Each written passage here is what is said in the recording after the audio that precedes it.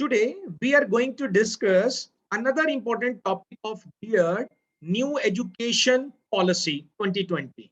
Okay. So, under this topic, New Education Policy, first of all, you have to understand about education policy होती क्या चीज है. Education policies होती हैं to achieve the goal of education. Policies बनाता है हर country बनाता है, राइट. हर 10 साल के बाद कोई ना कोई पॉलिसीज एजुकेशन की आती हैं. किस पर्पस के लिए? To achieve the goal of education. तो गाइस थोड़ा सा हम पीछे जाते हैं, बैक जाते हैं. First education policy after the independence 1968 में इंदिरा गांधी गवर्नमेंट ने अनाउंस की थी, राइट. 1968 के अंदर. ओके. फिर उसके बाद आफ्टर 12 ईयर 1986 में राजीव गांधी गवर्नमेंट ने न्यू एजुकेशन पॉलिसी को लॉन्च किया था, राइट. अब 1986 के बाद काफी टाइम के बाद 34 इयर्स के बाद हमारे पास एक पॉलिसी आई है, national educational policy 2020, right guys. तो हम उसको समझते हैं, उसकी रिकमेंडेशन समझते हैं, क्या क्या है उसका, क्या क्या पैटर्न है, क्या क्या सिस्टम है. And you all have come to know that ये दोनों सेशंस के अंदर जो पार्लियामेंट के होते हैं वहां भी पास हो चुकी है, प्रेसिडेंट ने भी साइन कर दिए हैं. Okay. Soon it is going to be start, okay, implemented in the country. हो सकता है आने वाले 1 साल के बाद ये स्टार्ट हो जाएगी, national policy of education 2020, right guys. तो गाइस सेंट्रल गवर्नमेंट का there is a one department of central government, MHRD, Ministry of Human Resource and Development. This department takes the responsibility of school education and higher education. Okay. जो भी educations के अंदर changes है, जो भी educations के अंदर इंप्लीमेंट करना है, तो सारा का सारा इस MHRD डिपार्टमेंट के अंडर आता है. इसका नेम भी रिसेंटली ही चेंज हुआ है. MHRD से इसको रीनेम कर दिया गया है ministry of education, right guys. और इसके जो मिनिस्टर हैं उन मिनिस्टर का नाम है Ramesh Pokhriyal sir, right. Education minister हैं या minister of ministry of education department. ये जो मंत्रालय है सेंट्रल गवर्नमेंट का, एजुकेशन का मंत्रालय है, उसके ये मिनिस्टर है रमेश पोखरियाल सर. तो गवर्नमेंट ऑफ इंडिया ने और रमेश पोखरियाल के इनके दोनों के कोलैबोरेशंस के कारण, राइट, जो नेशनल पॉलिसी ऑफ एजुकेशन को फ्रेम किया गया, वो नेशनल पॉलिसी ऑफ एजुकेशन को जिन्होंने फ्रेम किया था उनके जो चेयरमैन थे, उन चेयरमैन का नाम है doctor Kasturi Rangan, right guys. He is the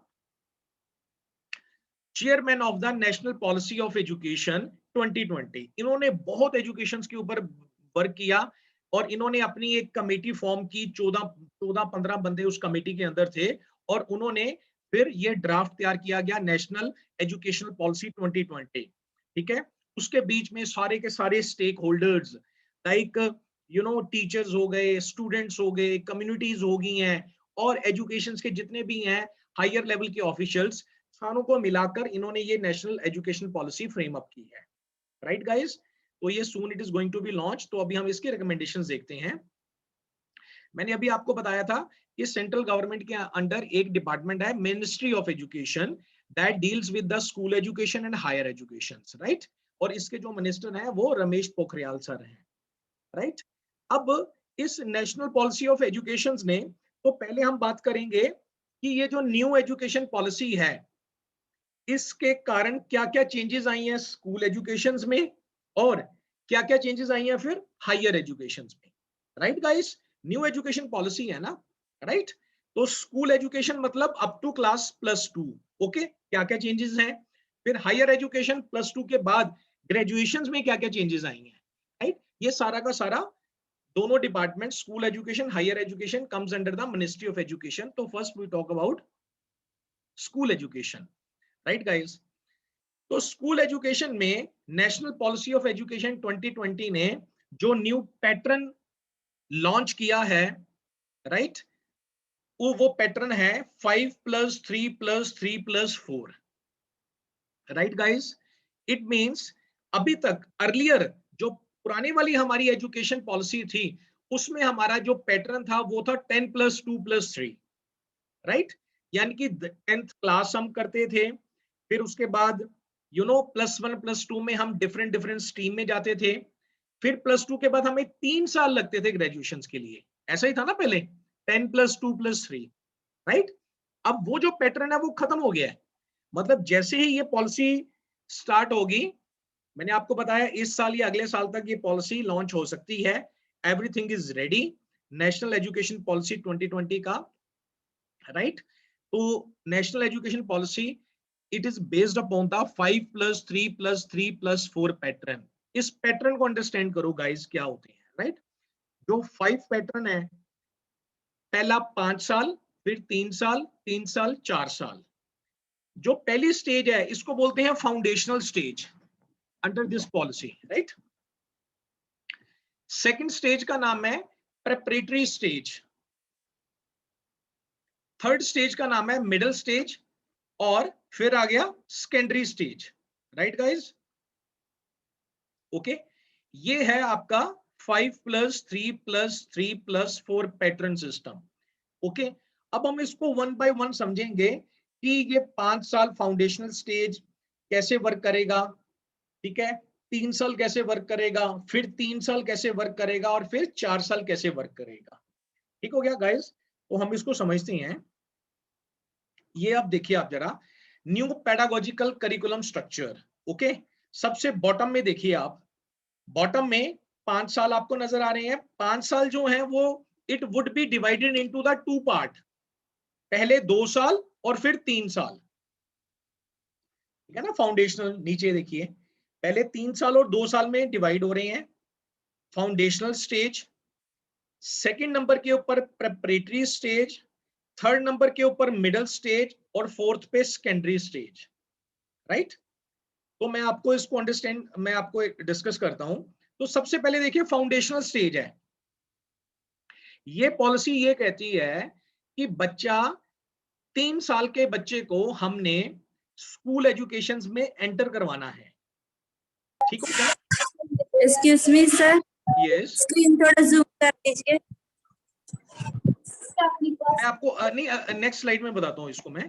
foundational, preparatory, middle और सेकेंडरी। ओके, ये देखिए नंबर फर्स्ट आ गया ना, foundational stage 5 year. Okay guys, right, ये फाउंडेशनल स्टेज है। तो पहली जो स्टेज है 5 इयर्स की, इसमें ये पॉलिसी ये कहती है child will enter into school education system at the age of 3। मतलब जब आपका बच्चा 3 साल का हो जाएगा तब फाउंडेशनल स्टेज में आएगा। ओके, तो पहले 3 साल एक्चुअली क्या था, जो कस्तूरी रंगन थे, चेयरमैन थे जो नेशनल एजुकेशन पॉलिसी के, उन्होंने ये देखा कि जो छोटे बच्चे होते हैं वो स्कूल में जाते टाइम मतलब बहुत क्राई करते हैं, आपने देखा होगा, है ना, बहुत रोते हैं, है ना। They are not interested to go to the school. Okay, और उन्होंने ये देखा कि जैसे स्कूल की छुट्टी होती है, बच्चे ऐसे भाग के आते हैं घरों में जैसे वो किसी कैद से छूट के आ रहे हैं, जेल से छूट के आ रहे हैं, है ना। उन्होंने तो उन्होंने इस चीज को ऑब्जर्व करके देखा कि बच्चे, जो छोटे बच्चे होते हैं, वो खेलना कूदना, है ना, एक्टिविटीज करना, मतलब इसमें ज्यादा इंजॉय करते हैं। तो उन्होंने क्या किया, स्कूल में ही वही सिस्टम ला दिया कि जैसे ही 3 साल का आपका बच्चा हो जाएगा, वो जब स्कूल में आएगा तो पहले 3 साल बच्चे की कोई पढ़ाई नहीं होगी। वो 3 साल बच्चा आपका क्या करेगा, खेलेगा, राइड्स होंगे, ठीक है, जैसे प्ले वे स्कूल्स में होते हैं, वो वैसे ही वो खेलता जाएगा, राइट। कोई फॉर्मल एजुकेशन होगा ही नहीं उस बच्चे का। मतलब 3 साल तक उसने क्या करना है, मतलब नेचर में वो खेलेगा, राइड्स अपने लेगा, फ्रेंड्स के साथ बातें करेगा, ठीक है। मतलब वहां पे सैंड होगी, रेतों में जैसे बच्चे, छोटे बच्चे खेलते हैं, आपको मालूम है ना, अपने क्लोथ गंदे करके आ जाते हैं, वो सब चीजें करेंगे, स्कूलों के अंदर करेंगे वो बच्चे, राइट। उसके बाद 3 साल तक वो किया। उसके बाद जब उसके बाद 3 साल की एज में आपका बच्चा स्कूल में एंटर हुआ, 3 साल तक वो सारा का सारा चाइल्ड प्लेवे की तरह वो सारा स्कूल के अंदर वो एक्ट करेंगे। उसके बाद 6 साल का हो गया बच्चा, फिर 7 ईयर का आपका बच्चा होगा, फिर उसकी वो क्लास 1 में प्रमोट हो जाएगा, ठीक है।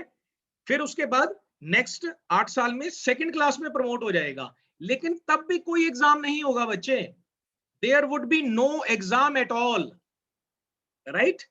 पहले जो 5 साल हैं फाउंडेशनल स्टेज के, उस स्टेज के अंदर बच्चों का कोई भी एग्जाम नहीं होगा, राइट। वो 5 साल को डिवाइड कर दिया गया है 3+2। बच्चा पहले 3 साल स्कूल के अंदर अपना खेलेगा, ठीक है, फ्रेंड्स के साथ खेलेगा, सब चीजें मस्ती करेगा अपना, और मस्ती करते करते करते उसको पता ही नहीं लगेगा उसकी क्लास भी स्टार्ट हो गई है। वो पहली क्लास भी उसने पास कर ली चौथे साल में, और 5वें साल में सेकंड क्लास भी पास कर ली। अब आपका बच्चा 3 साल का बच्चा स्कूल में आया था, 5 साल यानी कि 8 साल का बच्चा हो गया आपका, और 8 साल में बच्चा आपका सेकंड क्लास में पहुंच गया है, जिसमें कोई एग्जाम नहीं है, ठीक है। और उसके लिए टीचर ट्रेन किए जाएंगे, एनटीटी सर्टिफिकेट्स होगा टीचरों के पास, ईसीसीई होगा, ये सर्टिफिकेट के नेम है, एलिमेंट्री कोर्स होते हैं, ठीक है ना। इस तरीके के टीचर तैयार किए जाएंगे ताकि उन बच्चों को मतलब उसमें हेल्प करें, बच्चों के इंटरेस्ट के अकॉर्डिंग उनकी हेल्प करें, ठीक है। फाउंडेशनल स्टेज होगी, राइट। ये अब आप फिगर देख सकते हैं, राइट। ये पहला जो फाउंडेशनल स्टेज था, 5+3+3+4 पैटर्न, फर्स्ट हमारा फाउंडेशनल स्टेज हो गया, राइट गाइस। नेक्स्ट हम करते हैं, अब यहाँ पर आपका बच्चा 3 साल का एंटर हुआ, 5 3 8 साल का बच्चा हो गया, 8 साल में उसकी सेकंड क्लास कंप्लीट हो गई है। अब आपका बच्चा जो 3 ईयर है, प्रिपरेटरी स्टेज है, अब आपका बच्चा क्या करेगा, 3rd क्लास, 4th क्लास और 5th क्लास करेगा, है ना, 3 साल के अंदर, राइट। अब यहाँ पर 3rd और 5th क्लास के अंदर उसका सिलेबस क्या होगा, एक्टिविटी बेस्ड होगा सिलेबस, सारी बुकिश नॉलेज नहीं होगी, according to the new education policy, right. Activities होगी, उसके बेस के ऊपर मार्क्स लगाए जाएंगे, राइट। मदर टंग है, मदर टंग में ही वो सीखेगा बच्चा, आपकी इंग्लिश लेना चाहे इंग्लिश भी वो ले सकता है, ठीक है, सारे ऑप्शंस हैं, राइट। 3rd 4th और 5th में हो गया, 3 साल ये हो गए, राइट। 8 और 3 11 साल हो गए, 11 साल की एज में आपका बच्चा 5th क्लास को क्लियर कर गया। फिर आगे 3 साल और आगे, अब उसने करनी है 6th 7th और 8th, है ना। 11 साल का बच्चा 12 साल का 6th करेगा, 13 साल का 7th करेगा, और 14 साल में 8th करेगा। अब 6th और 8th क्लास में क्या होगा, अब उसको वहां पे कोडिंग इंट्रोड्यूस कर दिया सरकार ने, यानी कि न्यू एजुकेशन पॉलिसी में कस्तूरी रंगन जी ने उसको ये बोला है कि जैसे ही बच्चा 6th क्लास में एंटर करेगा, वहां पर कोडिंग उसका स्टार्ट हो जाएगा। बच्चे कोडिंग से बहुत लर्न करते हैं, है ना, आपने देखा होगा आजकल भी। और 6th क्लास में ही उसके वोकेशनल और टेक्निकल कोर्स स्टार्ट हो जाएंगे। आगे क्या होता था, you have seen that 10th के बाद any of the person then goes to the polytechnic college, है ना, to do any kind of a vocational और टेक्निकल कोर्स। लेकिन अभी 6th क्लास में ही वोकेशनल और टेक्निकल कोर्स स्टार्ट हो जाएंगे। अब जो सब्जेक्ट है मैथ और साइंस और ये आर्ट्स, ये 6th क्लास में जाके आएंगे, क्योंकि पहले तो सारी एक्टिविटीज थी। पहले 5 साल तो उसका एग्जाम ही नहीं था बच्चे का, बिना एग्जाम्स के पास हो गया, ठीक हो गया, प्रमोट हो गया, राइट। फिर उसके बाद 3 साल की जो स्टडी है उसने की, राइट, 3rd 4th और 5th। 3rd 4th और 5th में क्या था, एक्टिविटी बेस्ड थी, तब भी स्टडी नहीं थी। अब जो टॉपिक है मैथ साइंस और arts 6th 7th 8th class में इंट्रोड्यूस होंगे, राइट। अब आपके बच्चे ने 6th 7th 8th क्लास भी कर ली, और नेक्स्ट अब सेकेंडरी स्टेज है जो 4 इयर्स की, राइट। अब जो 9th 10th 11th और 12th जो क्लास है अंडर सेकेंडरी स्टेज, इसके अंदर बच्चे देखो क्या होगा, पहले क्या होता था, 10th बोर्ड की +2 बोर्ड की होती थी, अब कोई बोर्ड सिस्टम है ही नहीं है according to the new education policy, right. 10th के बाद पुरानी पॉलिसी के अकॉर्डिंग बच्चों को they have to decide after 10th, okay, whether they will go into the science field, whether they will go into the commerce या arts. There is no commerce arts, ऐसा कुछ है ही नहीं है, ओके। कोई बोर्ड नहीं है, कोई सिस्टम नहीं है, कोई। और जो पेपर उनके होंगे सेमेस्टर सिस्टम के अंदर पेपर होंगे, मल्टीपल सब्जेक्ट्स होंगे। बच्चा 9th 10th 11th 12th में कोई भी सब्जेक्ट ले सकता है, मतलब there would be a list of subjects, list of subjects होगी, बच्चा कोई भी सब्जेक्ट ले सकता है, यानी कि सपोज करो उसने साइंस ले लिया, साइंस के साथ वो फाइन आर्ट भी ले सकता है। आपने अभी तक सुना था साइंस के साथ फाइन आर्ट? नहीं सुना था ना। +1 के अंदर कोई कॉमर्स है, कॉमर्स बच्चा पढ़ रहा है +1 के अंदर, कॉमर्स के साथ उसने केमिस्ट्री भी पढ़ रहा है। कभी सुना था कॉमर्स भी पढ़ रहा है केमिस्ट्री भी पढ़ रहा है? बच्चा अब न्यू एजुकेशन पॉलिसी के अकॉर्डिंग कोई भी ले सकता है सब्जेक्ट। मल्टीपल सब्जेक्ट्स होंगे according to the interest, according to the capability of the child. Child can select any of the subject, उसमें से वो सब्जेक्ट ले सकता है। लेकिन न्यू एजुकेशन पॉलिसी कहती है कि we will work on the critical thinking skills. उसके जो क्रिटिकल थिंकिंग स्किल्स हैं उसके ऊपर वर्क किया जाएगा, राइट। थिंकिंग स्किल्स हैं उसके क्रिटिकल बनाए जाएंगे, राइट। एक्टिविटी से वो सीखेगा, अपनी प्रॉब्लम्स को खुद सॉल्व करेगा। क्रिटिकल थिंकिंग स्किल्स क्या होते हैं? क्रिटिकली चीजों को देखेगा, उसका मेरिट्स डिमेरिट्स क्या होंगे, इस तरीके की करिकुलम बनेगा, सिलेबस बनेगा। एनसीईआरटी बुक्स बनाएगी, एनसीईआरटी बुक्स बनाती है आपको मालूम है पूरे इंडिया में स्कूलों के लिए, राइट। इस तरह की बुक्स बनेंगी जिसमें बच्चों की क्रिटिकल थिंकिंग स्किल्स है उसको एनहांस किया जाएगा, राइट गाइस। अब आपके बच्चे ने 4th सेकेंडरी स्टेज में 9th 10th +1 +2 भी क्लियर कर लिया है, तो it is all about up to the school education. Now he will enter into the higher education, right. Higher education के अंदर देखिए अब क्या होगा। हायर एजुकेशन के अंदर अब वो करेगा ग्रेजुएशन। अभी तक हमारी ग्रेजुएशन कितने साल की थी? 3 साल की। न्यू एजुकेशन पॉलिसी के according graduate the period of graduation would be 4 years, right. और अगर बच्चे ने ग्रेजुएशन में सपोज करो फर्स्ट ईयर करने के बाद इफ शी और he left the school left the college, तो उसको 1 year सर्टिफिकेट अवार्ड हो जाएगा। After 2 year if he leaves the college या शी लीव्स द कॉलेज, उसको 2 year का डिप्लोमा मिल जाएगा। 3 साल के बाद अगर छोड़ता है कॉलेज को या छोड़ती है उसको डिग्री मिल जाएगी। और 4 साल के बाद ग्रेजुएशन डिग्री ऑफ रिसर्च मिल जाएगी। पुरानी पॉलिसी के अकॉर्डिंग क्या था, आपकी जब तक first year second year final year clear ना हो आप ग्रेजुएट नहीं होते थे।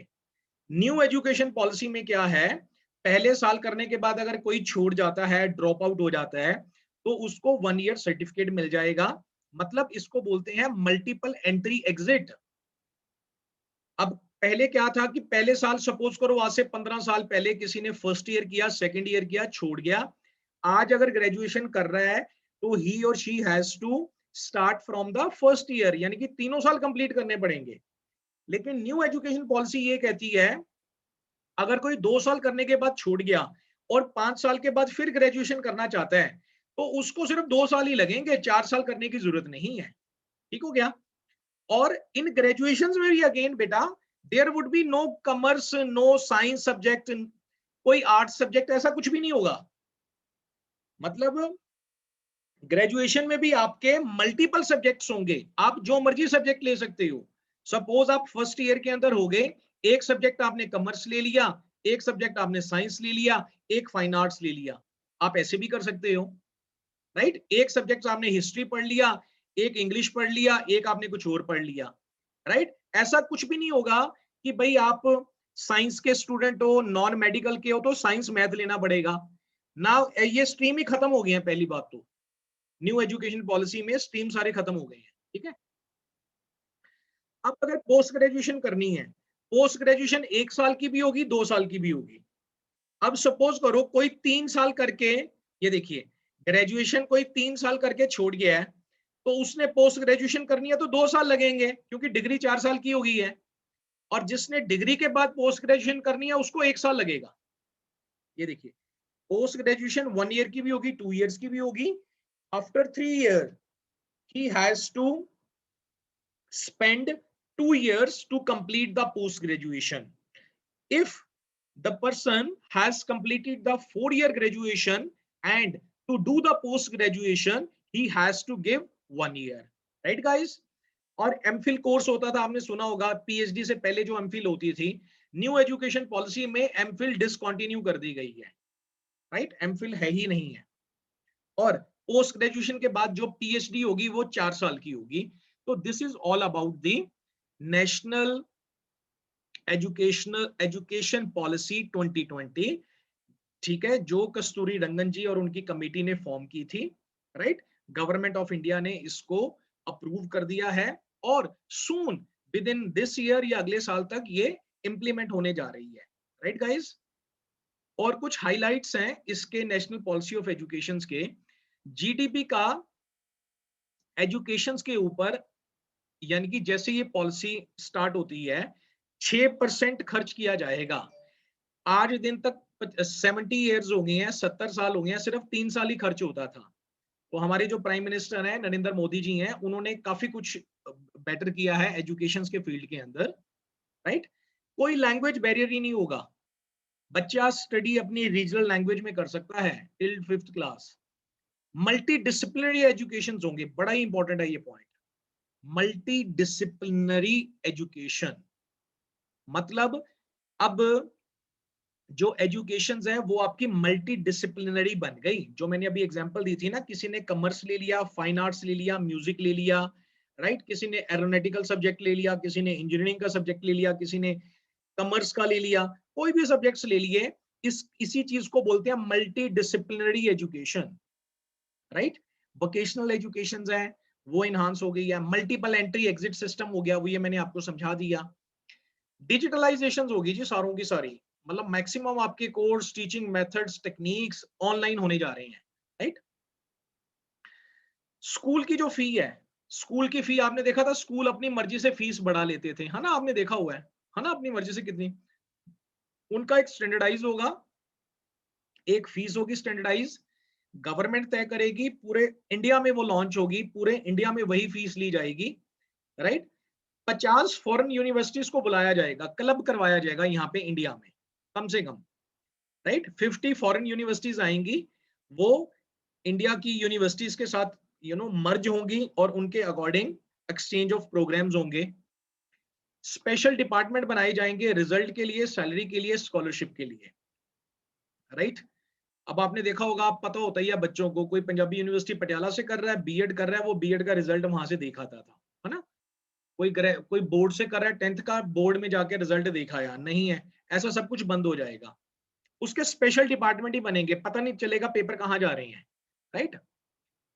जो रिजल्ट है, बड़ा इंपॉर्टेंट पॉइंट है, रिजल्ट्स आपका मालूम है कैसे इवेल्युएट होगा। आज दिन तक तो हम जो लिखते थे उस पे था, अब रिजल्ट जो आपके मार्किंग सिस्टम है वो आपकी सेल्फ असेसमेंट, आपके फ्रेंड से पूछ के कि भाई इसका बिहेवियर कैसा था, टीचर का बिहेवियर कैसा था, इन चीजों को पूछ के ध्यान में रख के तब आपका रिजल्ट तैयार किया जाएगा। आपके जो मार्क्स, सेल्फ असेसमेंट, फ्रेंड्स के साथ बिहेवियर कैसा था, टीचर के साथ कैसा बिहेवियर था, इन सभी चीजों को ध्यान में रखते हुए रिजल्ट तैयार किया जाएगा और एजुकेशन को एक्सपैंड किया जाएगा। और सरकार का ये फैसला है, न्यू एजुकेशन पॉलिसी ये क्लेम करती है कि 2040 तक जितने भी इंस्टीट्यूट हैं इंडिया के अंदर, वो सारे के सारे मल्टी डिसिप्लिनरी बन जाएंगे। मतलब कोई, जैसे आपने देखा होगा एक एक कॉलेज खुले होते थे जगह में, है ना, ऐसा कोई एक कॉलेज नहीं होगा, अब उसमें मल्टी डिसिप्लिनरी सब्जेक्ट्स होंगे। So guys, this is all about the national policy of education. Thank you so much guys.